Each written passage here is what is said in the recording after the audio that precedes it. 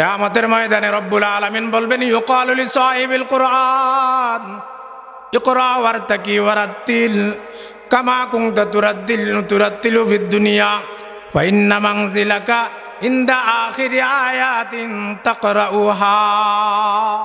কিয়ামতের ময়দানে কুরআনওয়ালাকে বলা হবে তুমি পড়ো আর তোমার জান্নাতের সিঁড়িগুলাতে উঠতে থাকো, জান্নাতে তোমার বিল্ডিং গুলাকে পরিদর্শন করতে থাকো, তেলাওয়াত করো। একটা আয়াত তেলাওয়াত করবে, একতলা বৈশিষ্ট্য বিল্ডিং তোমাকে আল্লাহ পাক রব্বুল আলামিন দান করবেন। দুইটা আয়াত তেলাওয়াত করবে, দুইতলা বিশিষ্ট বিল্ডিং আল্লাহ তোমাকে দান করবেন, অথবা তিনটা আয়াত তেলাওয়াত করবে। এভাবে যতগুলি আয়াত কোরআনে কারীমের মধ্যে আছে 6666 তলা বিশিষ্ট বাড়ি কোরআনওয়ালা আর হাফেজে কোরআনের সিনার ভিতরে আল্লাহ পাক দান করছে। আল্লাহ বলেন ফাযকুরুনি আযকুরকুম ওয়াশকুরুলি ওয়ালা তাকফুরুন। একটু অনুবাদ হোক, এরপরে প্রাসঙ্গিক কথাবার্তা হবে ইনশাআল্লাহ। আল্লাহ বলেন ফাযকুরুনি, অতএব সুতরাং তোমরা আমি আল্লাহর জিকির করো, আমি আল্লাহকে ডাকো। আযকুরুকুম,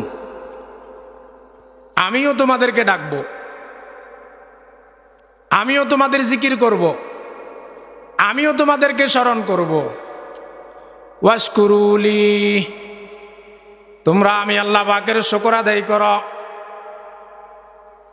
ওয়ালা তাকফুরুন, আমি আল্লাহর অকৃতজ্ঞ হইও না, নাফরমান হইও না, কুফরি করিও না। এ হলো মোটামুটি আয়াতের অনুবাদ। এখানে আয়াতের শুরু দিয়ে একটা শব্দ আছে ফা। ফা এই অক্ষরটা কোরআনে কারীমের যত জায়গায় আছে তত জায়গায় এটার অর্থ হইল অতএব, সুতরাং। এই শব্দের অর্থ হইল সুতরাং, এতএব। আসলে এতএব শব্দটা বলার আগে কিছু কথা বলতে হয়, সুতরাং বলার আগে কিছু কথা বলতে হয়। যেমন আমাদের এমপি সাহেব আসে যদি বলে যে আমি তোমাদের জন্য এই কাজ করছি, চাকরির ব্যবস্থা করতেছি, বিদ্যুতের ব্যবস্থা করছি, এইভাবে কিছু কথাবার্তা বলি, শেষে দিয়া বলে এতএব সামনের নির্বাচনেও তোমরা আমাকে ভোট দিবা। কথাটা এইভাবে ঠিক আছে? কি বলেন, ঠিক আছে না? আর যদি কোনো কথা নাই, কথাবার্তা নাই, স্টেজে উঠেই যদি বলে সুতরাং তোমরা আমাকে সামনের নির্বাচনে ভোট দিবা, আপনারা কবেন যে এটা তো সুতরাং এমপি না। কি বলেন, ঠিক না? আমরা তো কবেন যে এটা তো পাগলা নেতা। কি বলে, সুতরাং কথা নাই বার্তা নাই, এটা ডাইরেক্ট সুতরাং। কথা এভাবে হয় না। যেহেতু আল্লাহ পাক এভাবে বলছেন, নিশ্চয় এটার একটা কারণ আছে। ফাযকুরুনি, এতএব তোমরা আমি আল্লাহকে ডাকো, এ কথাটা বলার একটা অর্থ আছে। তো মুফাসসিরিনে কেরাম উল্লেখ করছেন এটার কারণটা কি। কারণ হলো এই কথা, এই আয়াতের আগে 1-1.5 পৃষ্ঠার মধ্যে আল্লাহ পাক রব্বুল আলামিন 4টা বড় বড় নেয়ামতের কথা বলছেন। আমার আলোচ্য বিষয় হইল ওই বড় বড় 4টা নেয়ামতগুলা কি কি, এটা হইল আমার আলোচনা। আল্লাহ বলেন ফাযকুরুনি আযকুরুকুম, এতএব তোমরা আমি আল্লাহকে ডাকো। আমরা বললাম আল্লাহ আপনাকে কেন ডাকবো, কি কারণে আমরা আপনাকে ডাকবো? তো আল্লাহ বলেন আমি না তোমাদেরকে কোরআনে কারীমের মতো, কোরআন শরীফের মতো নেয়ামত দান করেছি। এই আয়াতের একটু আগে আল্লাহ পাক বলছেন যে আমি তোমাদেরকে কোরআনে কারীমের মতো মহান এক শ্রেষ্ঠ নেয়ামত আমি আল্লাহ আমার বন্ধুর বরকতে তোমাদেরকে দান করেছি, এতএব তোমরা আমি আল্লাহ পাকের জিকির করো।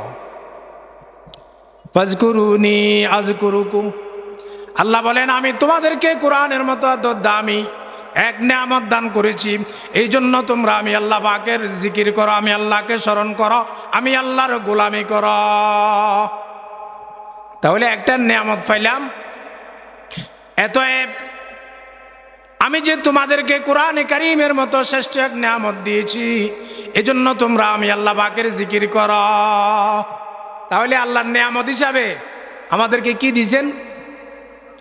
আপনারা আমার সাথে একটু কথা বলতে হবে।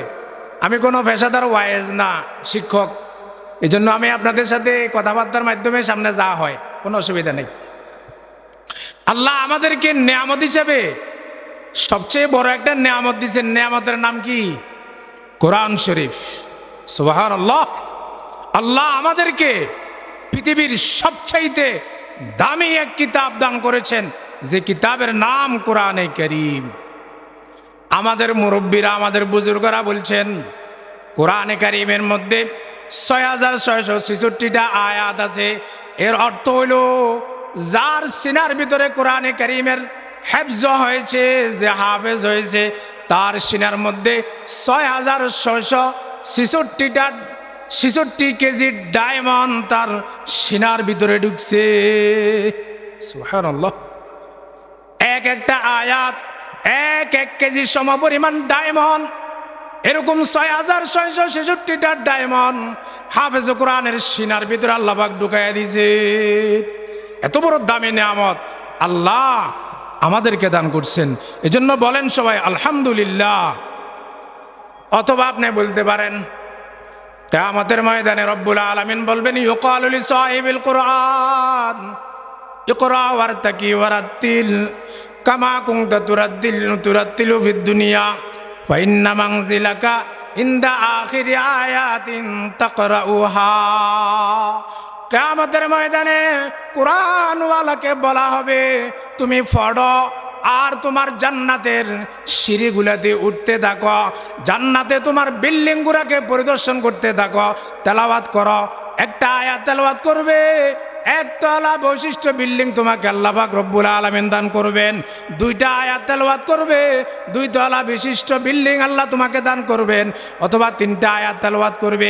এভাবে যতগুলি আয়াত কোরআনে কারীমের মধ্যে আছে 6666 তলা বিশিষ্ট বাড়ি কোরআনওয়ালা আর হাফেজে কোরআনের সিনার ভিতরে আল্লাহ পাক দান করছে। এত বড় দামি জিনিস কোরআনে কারীম। এই কোরআনওয়ালা মানুষগুলাও দামি, কোরআনের সাথে যাদের মহব্বত হবে এরাও দামি, কোরআনের সাথে যাদের সম্পর্ক হবে এরাও দামি। দক্ষিণ তারালিয়া দারুল উলুম মাদ্রাসা কিসের মাদ্রাসা বলেন? কোরআনের মাদ্রাসা। এই মাদ্রাসার সাথে যতজন সম্পৃক্ত, এই মাদ্রাসার সাথে যতজনের মহব্বত, মূলে মাদ্রাসার মহব্বত নয়, মূলে হলো কোরআনের মহব্বত। কি বলেন ঠিক না? আপনারা এখন এখানে যারা বসে আছেন, আমার মতো এই নালায়েক মানুষটার কথা শোনার জন্য বসে আছেন না কোরআনের কথা? কোরআনের কথা শোনার জন্যই আপনারা বসে আছেন। কোরআনের বরকতে ইনশাআল্লাহ আপনারাও দামি। কোরআনের বরকতে আপনারা যে সময়টা এখন এখানে দিচ্ছেন, এই সময়টা হাসরের ময়দানে আপনাকে হয়তো নাজাতের কারণও হয়ে যেতে পারে। কি বলেন ঠিক না? এই জন্য কোরআনকে মহব্বত করা, কোরআনের তেলাওয়াত শেখা, কোরআনকে ইজ্জত করা, কোরআনের জন্য সহযোগিতা করা, নিজের ছেলে মেয়েগুলোকে কোরআনের শিক্ষা দেওয়া, নিজের বাতিজি বাগিনা বাগিনী ছোট্ট কচি কচি বাচ্চাগুলাকে, মুসলমানের সন্তানগুলাকে কোরআনের তালিম আর শিক্ষা দেওয়া, এটা কোরআনের মহাব্বতের প্রমাণ। আপনারা তো কোরআনওয়ালা যারা কোরআন শিখে, এদের সাথে ভাব ধরে ভাব। আমার কাছে কেমব্রিজের ডিগ্রি আছে, অক্সফোর্ডের ডিগ্রি আছে, ঢাকা ভার্সিটির ডিগ্রি আছে, চট্টগ্রাম বিশ্ববিদ্যালয়ের ডিগ্রি আছে, আমার কাছে অমুক অমুক জায়গার ডিগ্রি আছে। সবগুলা বিদেশি ডিগ্রিগুলাও আছে, দেশীয় ডিগ্রিগুলাও আছে। আমি বলি সব ডিগ্রি তো তোমার কাছে আছে, কোরআন শরীফ আসেনি। কি বলেন? সব তো আছে, মগর কোরআন নাই। আমি বলবো তোমার সব ডিগ্রি দেখলেও তুমি মানুষ হতে পারো নাই। যদি মানুষ হতে হয় কোরআনের সাথে মহাব্বত থাকতে হবে, তা না হলে তুমি মানুষ নয়। আচ্ছা বুঝলাম, সব আছে আপনার কাছে, কিন্তু সব আছে আপনার কাছে, কোরআনের বুঝ ব্যবস্থা যদি না থাকে তাহলে আপনি আপনার জিন্দিগিটাকে কিভাবে পরিচালনা করবেন? এটা তো সম্ভবই নয়। কি বলেন, ঠিক সম্ভব?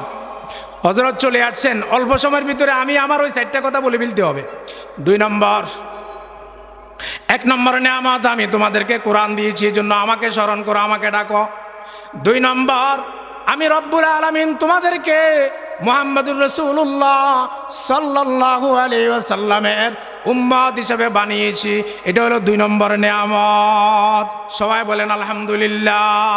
আমরা মুসা নবীর উম্মত নয়, ঈসা নবীর উম্মত নয়, ইয়াহইয়া আলাইহিস সালামের উম্মত নয়, ইব্রাহিম আলাইহিস সালামের উম্মত নয়, আমরা মুসা আলাইহিস সালামের উম্মত নয়, আমরা হলাম মুহাম্মদুর রাসূলুল্লাহ সাল্লাল্লাহু আলাইহি ওয়াসাল্লামের উম্মত।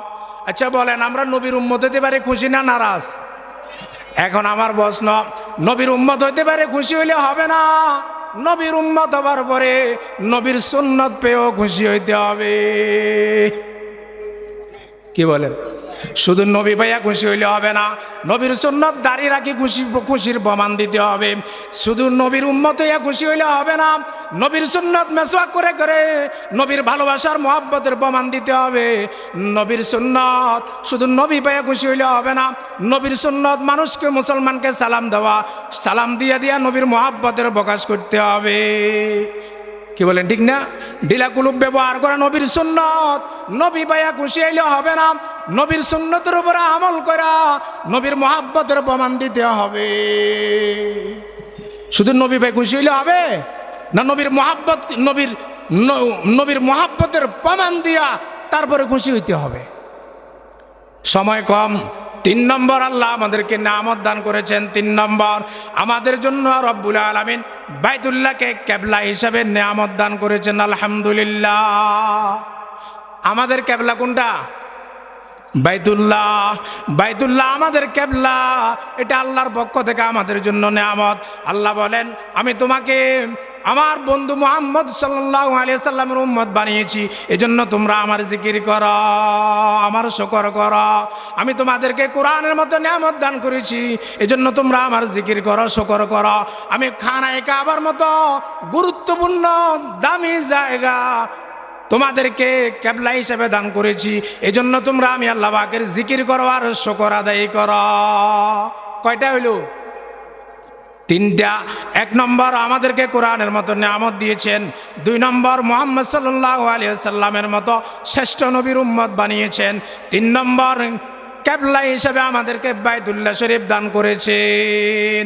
4 নম্বর, হাশরের ময়দানে আমাদেরকে অন্যান্য নবীর পক্ষে সাক্ষী বানিয়েছেন আল্লাহ।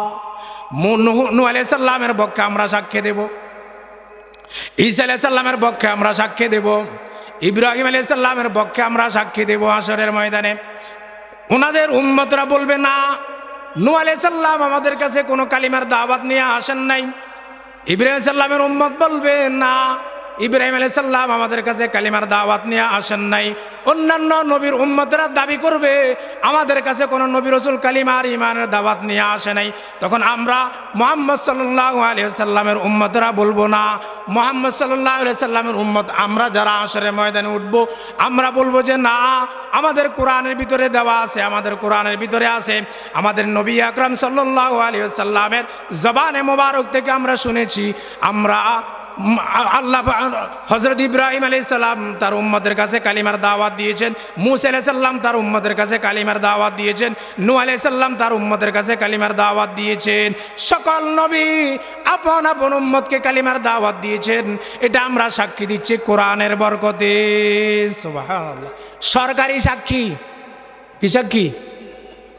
উম্মতে মুহাম্মাদিয়া হাশরের ময়দানে অন্যান্য নবীর উম্মতের জন্য, নবীদের জন্য সাক্ষী হিসাবে কাজ করবেন। সাক্ষী দেওয়ার যোগ্যতা এই উম্মতকে রব্বুল আলামিন জন্মগতভাবে ঈমানের বরকতে, নবীজির বরকতে, কোরআনের বরকতে যোগ্যতা দিয়ে রাখছেন। আলহামদুলিল্লাহ।